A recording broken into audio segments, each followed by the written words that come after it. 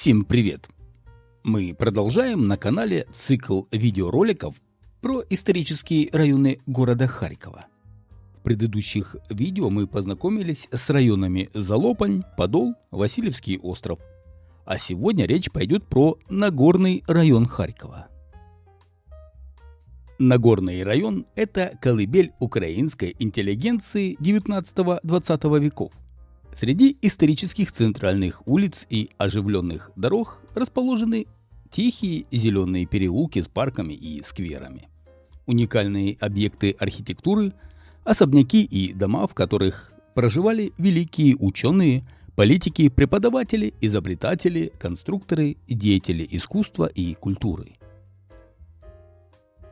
Одна из главных улиц Нагорного района – улица Григория Сковороды, ранее известная как Пушкинская.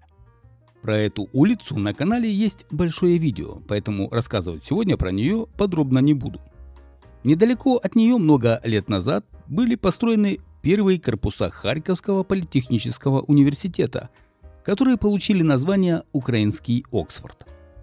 Нагорный район – это еще и шумная Сумская, монументальность Газпрома и зданий в стиле конструктивизм. Современный центр нашего города и его сердце.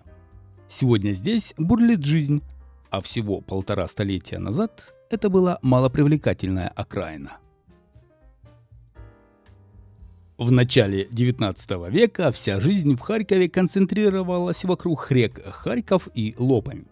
Да и сам город состоял из центральной части, она же Университетская горка, и двух районов – Залопань и Захарьков. Город окружало множество слобод, которым еще только судилось стать частью города. Что касается территории севернее Университетской горки, где сегодня простирается Нагорный район, то в первой половине 19 века он оставался практически незастроенным. Театральная площадь и Сумская были краем города с севера. Хотя на этой же безлюдной площади уныло стоял придавленный временем деревянный дом губернатора Бахтина. Острог был обнесен заостренными стоячими бревнами. За ним тотчас начинались ямы бывших кирпичных сараев и ужасные ямы острожных нечистот. За ними печально лежало оставленное лютеранское кладбище с соседней церковью Жон-Мироносец, и располагалась бесконечная пустошь. Остробревенчатый забор с унылым криком часовых и брезганьем кандалов, деревянный огромный нелепейшего вида театр с всегдашним опасением пожара. Такое неприглядное описание Сумской находим в книге «История города Харькова за 250 лет его существования». Развитие Нагорного района происходило медленно на протяжении всего 19 столетия.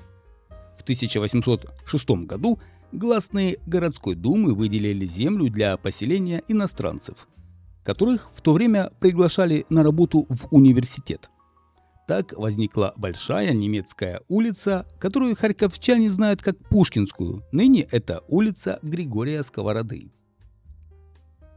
Всего за 10 лет между улицами сформировалась целая сетка из улочек и маленьких переулков. Технологические и ветеринарные институты, Институт благородных девиц, каменное здание драматического театра, доходные дома и особняки зажиточных харьковчан, банковские здания и финансовые учреждения, университетский сад и зоопарк. К рубежу 19-20 веков Нагорный район перестал быть окраиной. Новый этап в застройке Нагорного района пришелся на мятежные 20-е годы 20 века. Несмотря на активную застройку Сумской, Пушкинской улиц и их окрестностей, территория современной площади Свободы и пространство за ней так и оставалась пустынным, хотя и носила название Ветеринарной площади. В 1923 году Харьков официально становится столицей Украинской ССР. В связи с этим перед руководством города встал вопрос о размещении правительственных учреждений и государственных органов. На Университетской горке административных зданий не хватало. Поэтому нужно было либо рушить старый центр, либо строить новый. К счастью, для Харькова новая власть остановилась на втором варианте. Тем более, что место в городе было – пустырь, именуемый Ветеринарной площадью. Своей необычной формой нынешняя площадь Свободы обязана архитектору Троценко. Именно он в далеком 1923 году предложил устроить на этом месте круглую площадь. Его проект предполагал не только строительство площади и возведение административных зданий на ней, но и перепланировку всего северо-западного района Харькова. В 1925 году началось строительство первого здания на площади. Им стал Дом государственной промышленности, более известный как Госпром. Свой вариант Госпрома предложил и известный харьковский архитектор Алексей Бекетов. Но бывший еще не так давно популярным бекетовский стиль оказался старомодным, и конкурсная комиссия утвердила проект архитекторов Серафимова, Кравца, Фельгера в стиле конструктивизма.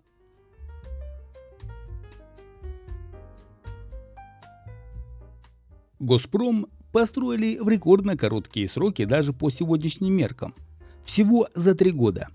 И это при том, что в начале строительства все работы выполнялись за счет человеческой и лошадиной силы. Про это чудо архитектуры, историю его возникновения вы можете посмотреть в отдельном видео на канале.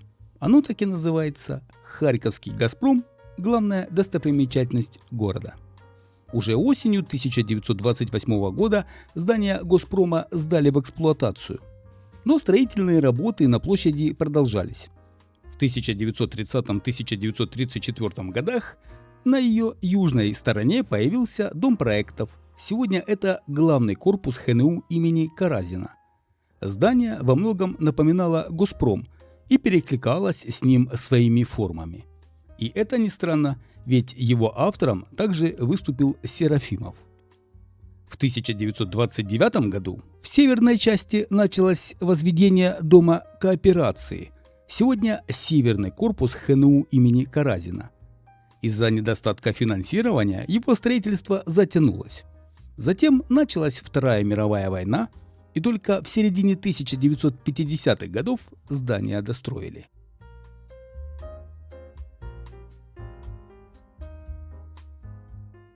Кстати, и Дом проектов, и Дом кооперации, и даже гостиницу «Интернационал», сегодня Харьков, вначале строили все в том же стиле конструктивизма. Мода на архитектурные стили меняется, а здания пострадали в годы войны. Вот и решено было восстанавливать их в соответствии с популярным тогда стилем сталинского ампира. Строительство новой площади, которая носила имя Феликса Дзержинского в те годы, повлекло за собой и застройку прилегающих кварталов. Со временем эту территорию начали называть Загазпромье. И это не случайно. Полукруглая форма Газпрома задавала тон планировки прилегающих к нему территорий. Здесь возникли радиальные и продольные улицы. Кстати, в 1930-х годах они так и назывались: первая радиальная, вторая радиальная, и лишь затем получили собственные названия. Сегодня эти улицы известны харьковчанам как проспект Науки, проспект Независимости, улицы Чичибабина, Данилевского, Культуры. Здесь строили в основном жилые дома, все в том же стиле конструктивизма. Причем каждое здание имело свое имя, отражающее сферу деятельности его жильцов, и строилось соответствующими кооперативами. Так здесь появились дома Красный бродильщик, Красный партизан, Красный химик, Красный промышленник, Красный швейник и другие. В Красном бродильщике жили работники ликероводочного завода, а в Красном партизане – семьи участников Первой мировой войны и бывшие политзаключенные. В первые годы заселение домов по цеховому принципу сохранилось. В самом знаменитом из всех зданий Загазпромья доме Слова жили Иван Багряный, Николай Бажан, Павел Тычина, Остап Вишня, Лесь Курбас, Микола Хвилявой, Владимир Сосюра и многие другие украинские писатели и поэты. Со временем в дома за Газпромом начали въезжать новые жильцы, и цеховой принцип нарушился. Постепенно дома утратили свои названия, и сегодня уже мало кто из харьковчан скажет, что живет в Химике или Печатнике.